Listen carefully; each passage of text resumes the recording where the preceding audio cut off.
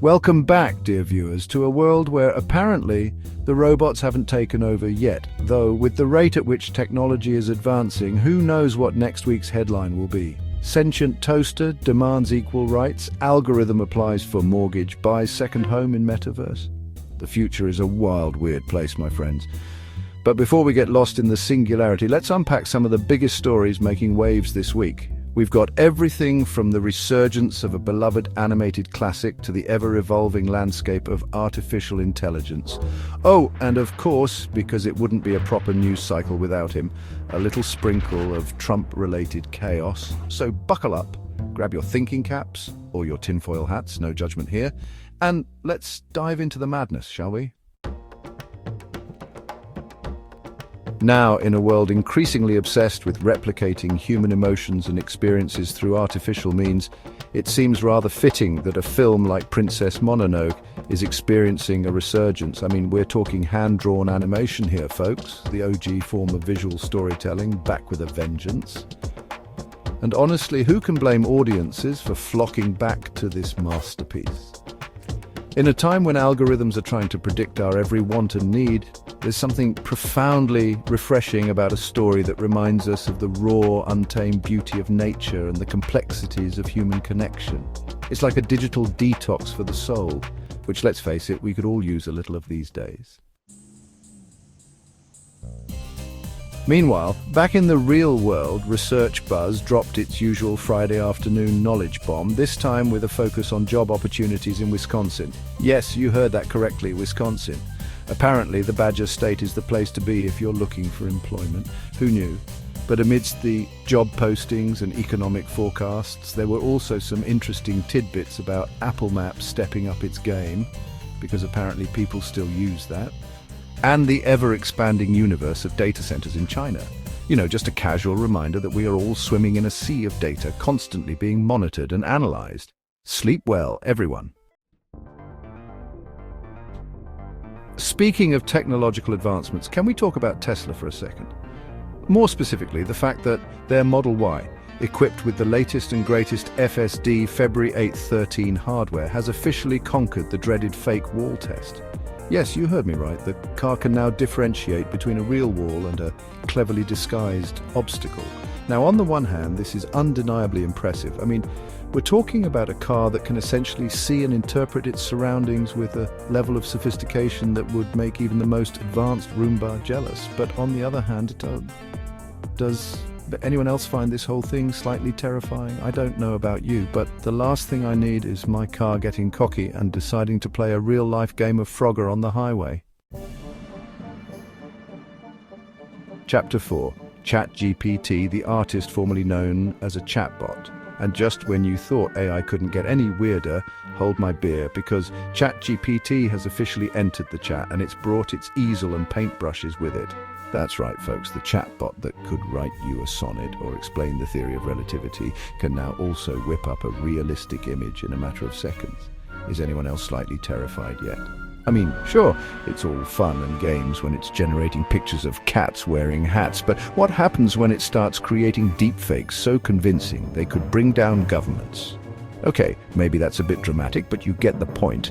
We're officially living in a world where the line between reality and simulation is becoming increasingly blurred, and frankly, I'm not sure I signed up for this. Chapter 5. Trump, the gift that keeps on giving, market instability. But hey, at least we can always rely on the good old reliable Trump to shake things up, right?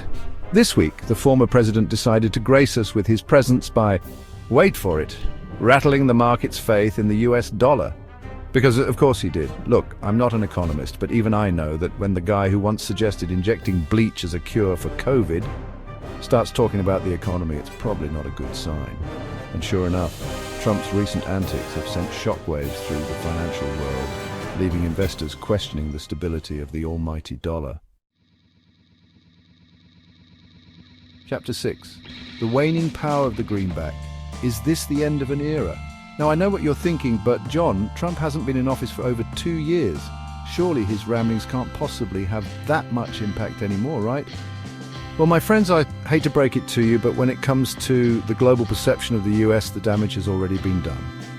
Like a bad case of political heartburn, Trump's legacy continues to linger, eroding the dominance of the US dollar on the world stage. And let's be real, it's not like the current administration is doing much to inspire confidence either. So yeah, buckle up, buttercups, because we might be in for a bumpy economic ride. And speaking of bumpy rides, how about that stock market freefall, huh? The S&P 500 took a nosedive this week, dropping a cool 2% like it was nothing. I'm no financial advisor, but that doesn't sound particularly good. But hey, maybe this is just a minor blip on the radar, right? Just a little market correction before things bounce back stronger than ever. Or maybe, just maybe, it's a sign of a looming recession fueled by inflation, supply chain issues, and the general sense of impending doom that seems to permeate every aspect of modern life. Who knows, really? I'm just a guy trying to make sense of the world, one news story at a time. In other news, remember that class action lawsuit against Google that's been dragging on since 2011? The one about advertisers claiming the tech giant was engaging in some shady practices? Well, it finally reached a preliminary settlement this week. Now, I'm not a lawyer, but after 12 years of litigation, you'd think the outcome would be a bit more dramatic, wouldn't you? But hey, at least there's some semblance of closure, right? And by closure, I mean Google probably agreed to pay a hefty sum that's little more than a drop in the bucket compared to their actual profits, while simultaneously admitting no wrongdoing whatsoever. Ah, the sweet smell of corporate justice. On a slightly more positive note, Russian authorities apprehended 3 suspects believed to be behind the infamous Mamont Android banking trojan. Yes, that's right. The digital scourge that's been siphoning off people's hard-earned rubles has finally been brought to justice, or at least its alleged creators have. Now, I'm not a cybersecurity expert, but something tells me this is just the tip of the iceberg. For every digital villain they catch, there are probably a dozen more waiting in the wings, ready to unleash their own brand of cyber mayhem. It's a never-ending game of cat and mouse, and frankly, I'm not sure we're winning. And finally, because we all need a little dose of existential dread before we sign off for the day, let's talk about Stephen Fry, shall we? The British National Treasure recently uttered a phrase that, frankly, should send shivers down all our spines. Des keer komt Zeus ons niet redden met Ian Bliksemschicht. Now, for those of you who don't speak Dutch, that translates to, this time Zeus will not save us with a bolt of lightning. And if that's not a metaphor for the state of the world right now, I don't know what is. We're facing climate change, economic uncertainty, political turmoil, a never-ending pandemic, and apparently, even the gods have abandoned us. Cheers, everyone! And on that cheery note, we've reached the end of another wild and wacky week in the news. Remember, folks, it's not all doom and gloom out there.